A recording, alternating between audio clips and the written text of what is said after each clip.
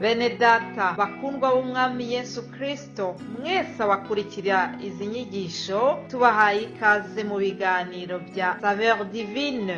Ibi biganiro mu bitegurirwa n'abavugabutumwa bwiza batandukanye, akaba ari umuhamagaro ugendera ku ijambo ry'Imana byanditse mu gitabo cy'ubutumwa bwiza uko bwanditswe na Matayo ibice 24 umurongo wa 14. Kandi ubutumwa bwiza bw'ubwami buzigishwa mu isi yose ngo bube ubuhamya bwo guhamiriza amahanga yose, nibwo imperuka izahera ko ize. Ibi biganiro mubikurikira ku channel ya YouTube yitwa Saveur Divine. Tubifurije kugubwa neza. Imana Data ari nayo So ibaha umugisha.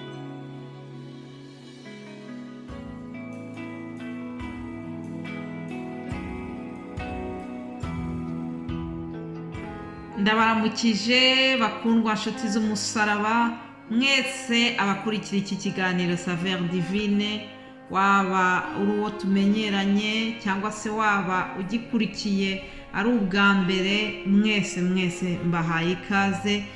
Imana iduhana umugisha. Nshimiye Imana cyane kubw'uyu munsi, kubw'uyu wa mbere w'ukwezi kwa 4 dutangiye.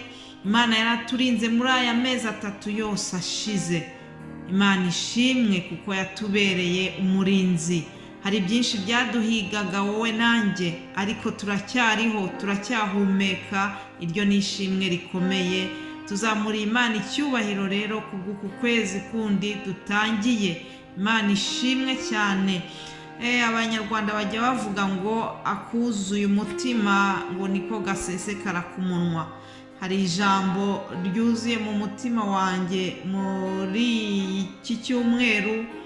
Narebye impinduka z'ibihe, nabonye ukuntu twagize izuba ryiza mu byumweru byashize nka 2 cyangwa 3, nuko turanezerwa tuvuga ngo ibihe by'ubukonje byarangiye, ariko turongera turatungurwa ubwo twabonaga neje yongeye kugaruka. Hanyuma umwene data umwe turi kuganira ari kunkomeza ambwira rino jambo ryamfashije cyane, rinyibutsa ukuntu Imana ariyo mugenga w'ibihe. Reka nze turisangire mu gutangira iki kiganiro. Ni ijambo ryo muri Danieli igice cya 2 umurongo wa 20, ngo maze Danieli ashima Imana yo mu ijuru ati, izina ry'Imana rihore rihimbazwa iteka ryose, kuko ubwenge n'amaboko ari ibyayo. Niyo inyuranye ibihe n'imyaka, niyo yimura abami ikimika abandi, igaha abanyabwenge ubwenge. Haleluya. Ariko ijambo nashatse ko dutangirana cyane n'iri ngiri rivuga ngo ni Imana inyuranya ibihe. Aya ni amagambo Danieli yahawe mubwo yaramaze kugirirwa ubuntu bwo gusobanura ziriya nzozi umwami yari yarose. Hanyuma Danieli ahimbaza Imana ye imbere y'umwami, avuga aya magambo, ashima Imana cyane. Aya magambo rero tubonyemo yuko yavuze ngo Imana niyo inyuranya ibihe, Imana niyo itanga izuba, Imana niyo itanga neje. Uko biri kose dushima Imana muri byose. Kandi irindi jambo ryarambwiye ngo kubakunda Imana byose bihuriza hamwe kutuzanira ibyiza. Imana ishimwe cyane. Ikaze rero muri iki kiganiro cya Saveur Divine. Ndabashimiye mwese abadushyigikira. Ndashimira Imana cyane kubwo kwagura uyu murimo no kuwushyigikira no kuwitaho. Imana ihabwa icyubahiro kubwa byose. Ndayishimira kuko ikomeze kubarinda mwese aho muri hirya no hino. Ndayishimira kubwo igikorwa cyayo, kubw'ijambo ryayo yahumetse. Iri jambo ryahumetswe n'Imana. Nukuri nemera yuko iri jambo ari iry'Imana. Nawe ndakwifuriza kugira ngo ubyizere, kandi uko wizeye ijambo ry'Imana niko rikubera mu buzima bwawe.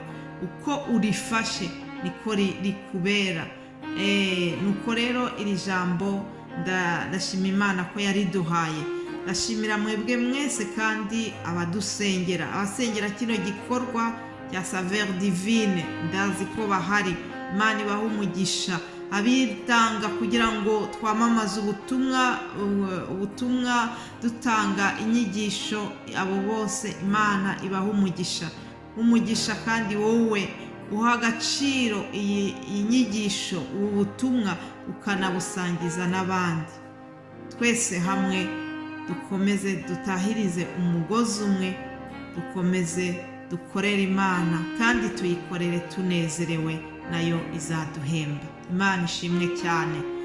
Hanyuma rero nk'uko mwabibwiwe, muri iki cyumweru nanone dukomeje ya gahunda nziza yo kongera kwibuka imibabaro Yesu Kristo yagize mbere y'uko aducungura.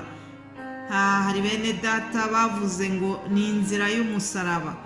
Turongera kwibuka urugendo Yesu yanyuzemo, byamubayeho byose mbere y'uko haba kiriya gikorwa cyo kuducungura. Ukuducungura kwa Yesu kwanyuze mu byiciro binyuranye. Nibyo rero turi kureba no muri iki cyumweru. Munyemerere dusome juste ijambo ritoya ryo muri Yesaya 53, kuko ibyamubayeho kuri Yesu mu by'ukuri byari byarahanuwe n'abahanuzi imbere y'igihe.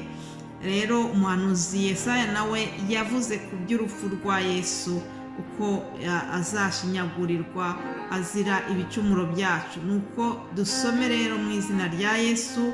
Yesaya 53 uhereye ku murongo wa 4 haravuga ngo, nukuri intimba zacu nizo yishyizeho, imibabaro yacu niyo yikoreye, ariko twebweho twamutekereje nk'uwakubiswe n'Imana, agacumitwa nayo, agahetamishwa n'imibabaro. Nyamara ibicumuro byacu nibyo yacumitiwe, yashenjaguriwe gukiranirwa kwacu, igihano kiduhesha amahoro cyari kuri we, kandi imibyimba ye niyo adukirisha. Twese twayobye nk'intama zizimiye, twese twabaye intatane, Uwiteka mushyiraho gukiranirwa kwacu twese. Yararenganye ariko yicisha bugufi, ntiyabumbura akanwa ke. Amera nk'umwana w'intama bajyana kubaga, cyangwa nk'uko intama icecekera imbere y'abayikemura, niko atabumbuye akanwa ke. Mana idufashe. Yesu yarababaye nshuti yanjye, Yesu yarababajwe, Yesu yaritanze kugira ngo adukize, Yesu yarabambwe kugira ngo tubamburwe. Yesu yarashinyaguriwe, nubwo yari umwana w'Imana, nubwo yari umukiza w'isi yose, Yesu yicishije bugufi kugira ngo njyewe nawe duhabwe agakiza, twebwe abari bapfuye bishwe n'ibyaha. Yesu yarabambwe kugira ngo atubabarire ibyo byaha byacu. Ndakwinginze kugira ngo muri iyi minsi twegereza Pasika, wongere uha agaciro igikorwa Yesu yadukoreye ku musaraba. Ndakwinginga kugira ngo wongere ubitekerezeho kandi ushime uwo mwami, ndetse niba utaramwakira nk'umukiza wawe ubikore. Reka dusenge. Mana Data wa twese wo mu ijuru, uzamuriye icyubahiro Uwera wa Isirayeli, Mana yaremye isi n'ijuru, Mana yatanze umwana wayo w'ikinege kugira ngo umwizera wese atarimbuka ahubwo ahabwe ubugingo buhoraho. Turagushimiye nanone Mana, turagushimiye kubw'umwana wawe witanze ku bwacu, turagushimiye kubw'igikorwa Yesu yakoze ku musaraba.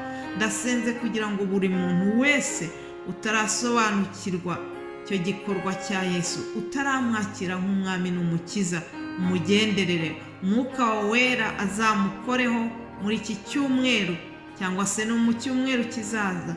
Ni wowe uzi igihe cya buri wese, ariko ndasabye kugira ngo aya magambo amagambo niye kuzagaruka adahinduye imitima y'abantu, kandi iryo ni isezerano ryawe. Urakoze Mana kuko uzihesha icyubahiro muri aya magambo, ukayaherekeza nk'Imana, maze abantu bakakira Yesu nk'umwami n'umukiza wabo. Urakoze Mana, izina ryawe nirishyirwe hejuru, ntaba ari twebwe ahubwo wowe ubwawe ukomeza uhabwa icyubahiro. Mu izina rya Yesu Kristo tubisenze, amen.